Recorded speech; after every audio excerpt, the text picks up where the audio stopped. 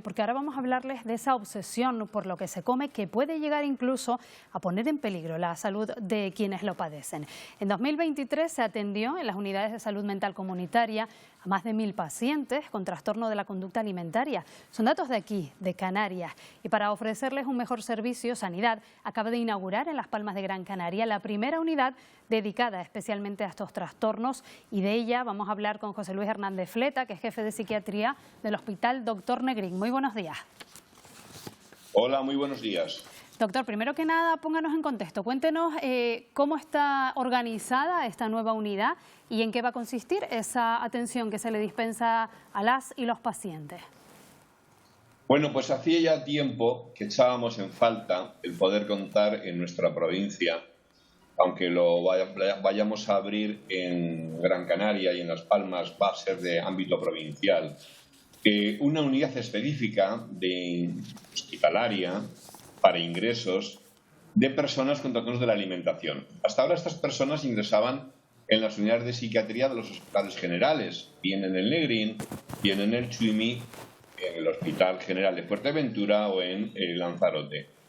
Y en algunos casos, en casos más graves, más refractarios al tratamiento convencional, los tienes que mandar a la península. En los últimos años hemos intentado ir reduciendo esto porque comprobábamos que el mandar a personas a centros especializados en la península, uno, era caro y dos, no nos resolvía el problema. No resolvía el problema porque el tratamiento en estas personas es muy importante también con las familias. Y al desubicar a las personas, a los pacientes de sus familias, no se puede hacer un tratamiento integral. En fin, insisto, hace tiempo que teníamos esta necesidad y en este momento la Consejería, el Gobierno de Canarias, ha apostado por hacer una inversión en lo que se llama el Hospital Polivalente, anexo al Juan Carlos I, que se creó en su momento cuando la pandemia COVID estaba en su punto más álgido, pero que como el COVID ha ido decreciendo, por lo menos en lo que a ingresos hospitalarios respecta, pues hemos tenido la oportunidad de abrir allí una unidad específica. Una unidad que consta de 8 camas, donde a partir de ahora ingresaremos a estas personas, insisto, de toda la provincia de Las Palmas. Incluso si hubiera una vacante y tuviéramos necesidad de la provincia de Santa Cruz, ya no se va a enviar nadie más fuera de nuestro ámbito geográfico. Y además, esto es una planta de ingresos para personas que necesitan atención las 24 horas. Pero debo decir que después del verano, tras una serie de obras que vamos a hacer en el propio Juan Carlos I, vamos a abrir un hospital de día. Un hospital de día que funcionará en horario de mañana o hasta las 5 de la tarde, donde también personas con patología grave, pero no tanto como para estar ingresadas 24 horas, puedan recibir atención. Esto es un hito importante en el desarrollo de la salud mental canaria y, en fin, me gusta resaltarlo. Claro, porque es lo que le iba a preguntar, del porcentaje total de casos o de la cantidad total de casos, ¿qué porcentaje suele requerir un ingreso hospitalario? ¿Con cuánta frecuencia más o menos ocurre? Pues mire, el año pasado hemos atendido a nivel ambulatorio, en las consultas de salud mental del Servicio Público de Salud, un total de 1065 pacientes. Eso sin contar aquellos que son atendidos en la salud mental privada, psicología o psiquiatría privada, o en las asociaciones. Debo decir, por ejemplo, que en Gran Canaria funciona una asociación de familiares de personas afectadas de este problema, Gulasec, que funciona francamente bien y que atiende 200 y pico personas. Es decir, que el volumen es amplio, el volumen es grande, pero constatados por nosotros en los servicios públicos, como le digo, 1065 personas. ¿Qué porcentaje de ingresos de estas personas? Entre un 5 o un 10%. Entre un 5 o un 10%. Eso quiere decir que esperamos tener en torno a 30 o 40 como mínimo ingresos anuales de estas personas en el nuevo dispositivo. Piense usted que las estancias son muy prolongadas. Estas personas suelen requerir un tratamiento que va entre los 2 y los 3 meses de duración aproximadamente.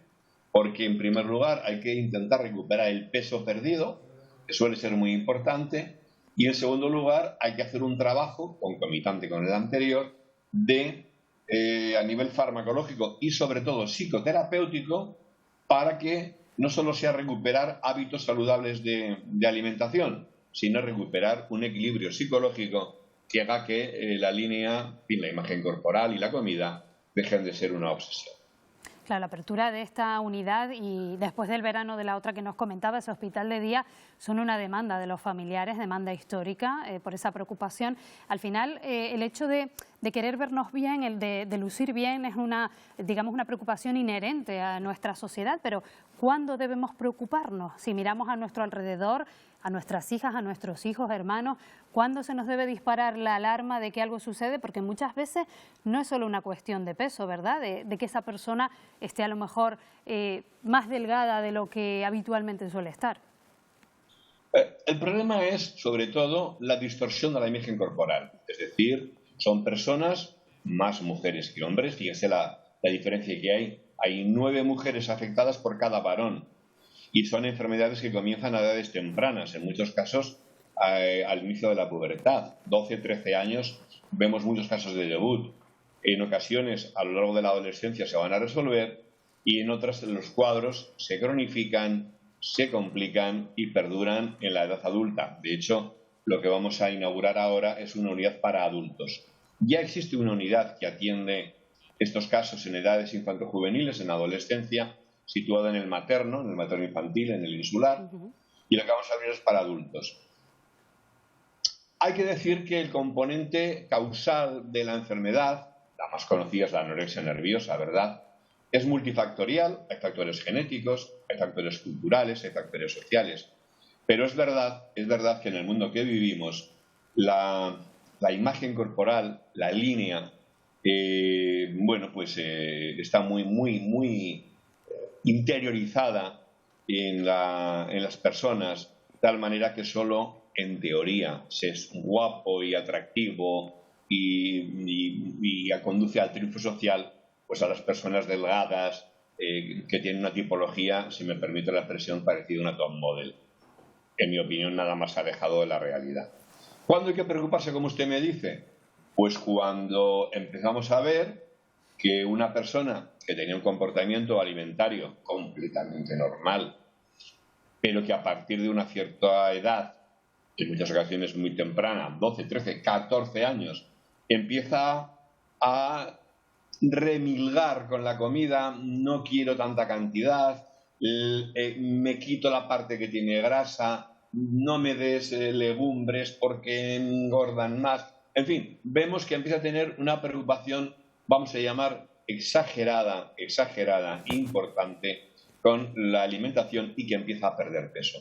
Yo creo que ese es el momento de consultar con el pediatra, con el médico de familia, si la persona ya tiene más de 14 años y en todo caso, si no, a través del médico de familia buscar atención especializada con un psicólogo, con un psiquiatra en la unidad de salud mental correspondiente. Evaluar el caso, ver si realmente hay motivos de preocupación, ver si simplemente son cambios que se dan en la adolescencia y que no tienen un componente patológico, pero, insisto, ante la duda, consultar con un servicio médico y hacer un seguimiento del caso.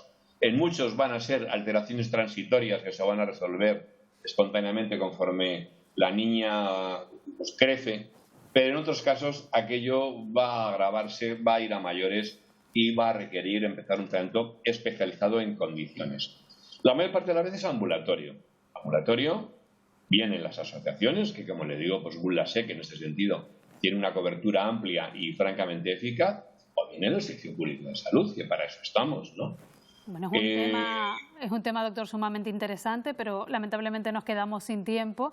Gracias por habernos dado estas pinceladas acerca de esta nueva unidad que se acaba de presentar, como decimos, se acaba de inaugurar en Gran Canaria para atender a esas situaciones de trastornos de la conducta alimentaria. Muy buenos días, José Luis Hernández Fleta.